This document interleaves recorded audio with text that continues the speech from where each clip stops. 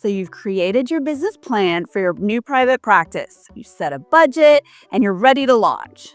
But then you didn't see the unexpected hits that just keep coming. Hidden fees, surprise expenses, and costs no one warned you about can quickly derail your plans. Starting or running a private practice is super exciting, but those unplanned expenses can be overwhelming if you're not prepared for them. Today, we're going to uncover some hidden expenses that some practice owners weren't expecting. We're going to talk about everything from licensing to credentialing to technology surprises. So stick with me to save your practice thousands of dollars and tons of stress. Hi, I'm Jamie Spann. I'm a healthcare consultant with over 20 years of experience working with physicians and med spas. Don't forget to like this video and subscribe to my channel so you get notified anytime we post a new video just for you. Now let's get into this. Cost number 1, licensing and credentialing. First, let's talk about licensing fees. This is going to range anywhere from $300 to $1,500, but it really just depends on what state you're in for what's required.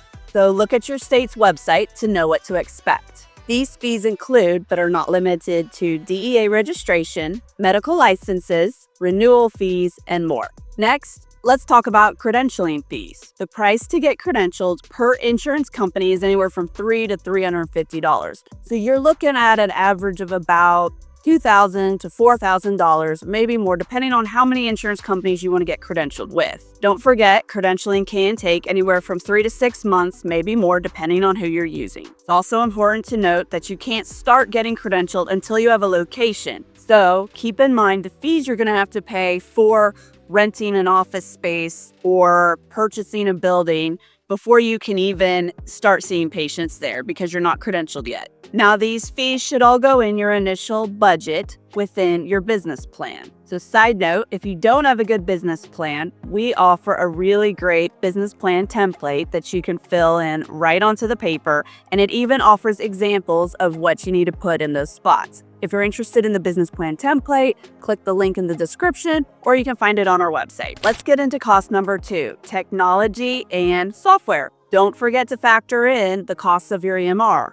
And then think about what you're going to do for billing. You also need to think about what you're going to do to take credit cards. Then look to see if your EMR has capability to schedule patients, email patients, text patients. If not, you may need to get another platform to do those things. Also, don't forget about computers or laptops, phones for each person you have in your office, fax machine, a copier, chairs, TVs, bookkeeping services, possibly like QuickBooks, and so much more. Now, cost number 3 is going to be your medical equipment and supplies. Think about the type of equipment you're going to be using. Do you need an X-ray machine or any other kind of large equipment? Then think about who's going to be running that equipment. You're going to need to pay them. It's also not a bad idea to only get 1 or 2 large pieces of equipment when you're first starting out.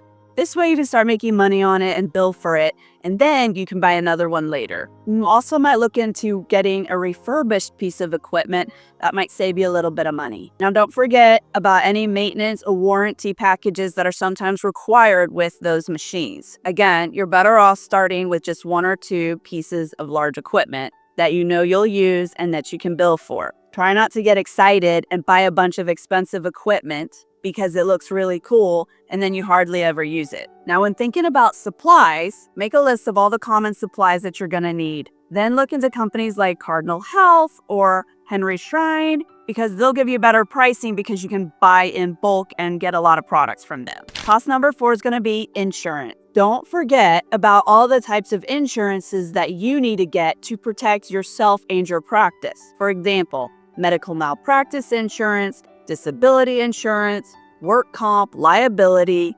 These are all super important and commonly overlooked. Well, except for the med mal. Obviously, you need that. Keep in mind, insurance rates can change based on claims history, location, type of specialty, and some other things. Cost number 5 is going to be marketing and patient acquisition. Many people forget about putting in a budget for marketing. You must-haves for marketing include a website, business cards, brochures, and establishing an online presence. You can also start thinking about how you're going to get new patients. And to do that, you may need to do digital marketing. SEO keywords on your website, advertising, and then expenses that are associated with the advertising. Some hidden fees to look out for within marketing would be setup fees, onboarding costs, money spent on ads itself, using somebody to help create content, hiring a marketing company, maybe a consultant, and these are just to name a few. Cost number 6, let's go ahead and talk about staffing and payroll. Here you need to think about, are you using a payroll company to help you with payroll? If so, that costs extra. Also, don't forget about paying your staff's taxes, credentialing, any benefits you offer, PTO, or training. Cost number 7 is going to be rent or own your office space. So whether you're leasing your office space or you own your own office space, there are other expenses that are going to be associated with this. For example, utilities, property management fees, or unexpected repairs.